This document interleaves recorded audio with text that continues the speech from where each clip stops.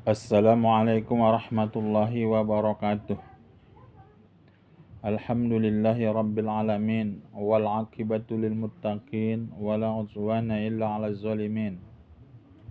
Asyhadu an la ilaha illallah wahdahu la syarikalah al malikul haqqul mubin wa asyhadu anna Muhammadan abduhu wa rasuluh al mab'utsu lil alamin. Bapak, Ibu, saudara-saudari yang saya hormati, sunnah bagi seseorang yaitu untuk melaksanakan mandi sewaktu dia mau melaksanakan wukuf di Muzdalifah. Adapun waktu sunnahnya mandi sewaktu mau melaksanakan wukuf di Muzdalifah itu adalah setelah terbit fajar. Batas waktunya itu adalah sampai nanti pertengahan malam. Itulah waktu disunnahkan, yaitu mandi mau wukuf di Muzdalifah. Adapun karena mau bermalam di Muzdalifah itu tidak disunnahkan mandi. Bapak, Ibu, saudara-saudari yang saya hormati, kemudian juga disunnahkan mandi karena melempar jumroh. Waktu yang paling abdol yaitu mandi sewaktu mau melempar jumroh itu adalah setelah tergelincir matahari. Kecuali bagi orang yang mau melempar jumratul aqabah yaitu pada hari raya itu tidak disunnahkan mandi. Adapun waktu melempar jumroh yang lain maka disunnahkan mandi setelah yang paling abdul itu setelah tergelincir matahari. Bagaimana cara mandinya? Cara mandinya apakah itu mandi ya karena wukuf di Muzdalifah atau karena melempar jumroh, yaitu mandinya adalah seperti mandi sholat Jumat, yaitu membasahkan seluruh badan dari ujung rambut sampai ke ujung kaki, dan dia berniat yaitu mandi wukuf di Muzdalifah dan juga mandi karena melempar jumroh. Kenapa? Karena demikian dijelaskan dalam pendapat mazhab Syafi'i bahwa segala ibadah itu harus tergantung kepada niatnya. Kalau dia tidak berniat, maka menjadi perbuatannya itu jadi perbuatan yang biasa yang tidak mendapatkan pahala.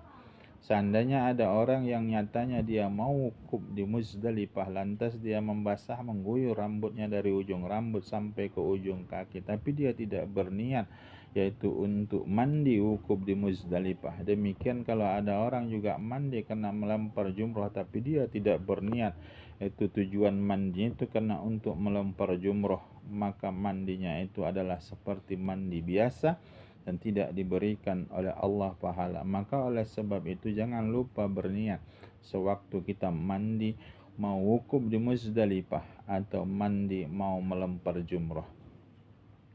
Bapak, Ibu, saudara-saudari yang saya hormati, kemudian disunnahkan bagi seseorang sebagaimana penjelasan yang lalu, kalau kita mau melaksanakan ihram sunnah mandi lebih dahulu baru kita memakai ihram.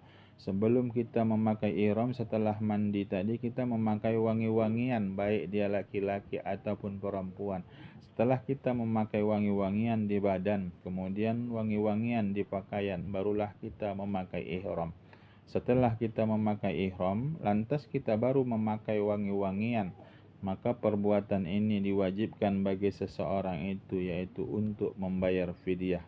Bahkan menurut para ulama, walaupun tidak dia pakai wangi-wangian itu setelah dia memakai ihram, lantas dia ambil tempat minyak wangi tadi, walaupun dia tidak pakaikan ke badannya, maka bagi orang yang seperti itu juga diwajibkan bagi dia membayar fidyah.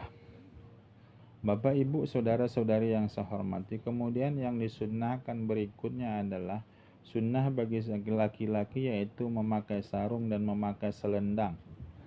Itu cara pemakaian ihramnya, pakai sarung dan selendang, dan sarung dan selendang itu dan bahkan dijelaskan dalam hadis yang lain, yaitu dijelaskan oleh Rasulullah sallallahu alaihi wasallam, liyahrum ahadukum bil azari wal ridai wan na'lain, dan juga dijelaskan dalam hadis yang lain bahwa Rasulullah sallallahu alaihi wasallam supaya orang yang melaksanakan ihram itu adalah dia memakai yaitu azar, yaitu sarung, dan rida, dan juga dua sandal.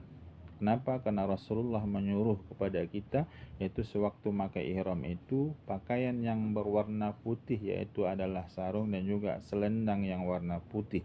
kemudian setelah itu dia pakai azar, yaitu yang tadi udah saya jelaskan adalah sarung, dan kemudian setelah itu rida, yaitu yang digantungkan di leher, kemudian memakai dua sandal. Bapak Ibu saudara-saudari yang saya hormati, dan juga disunnahkan yaitu memakai yang putih sebagaimana yang disabdakan oleh Rasulullah, albisu min thiyabikumul bayad, yaitu pakai kamulah sewaktu mau ihram itu pakaian yang putih.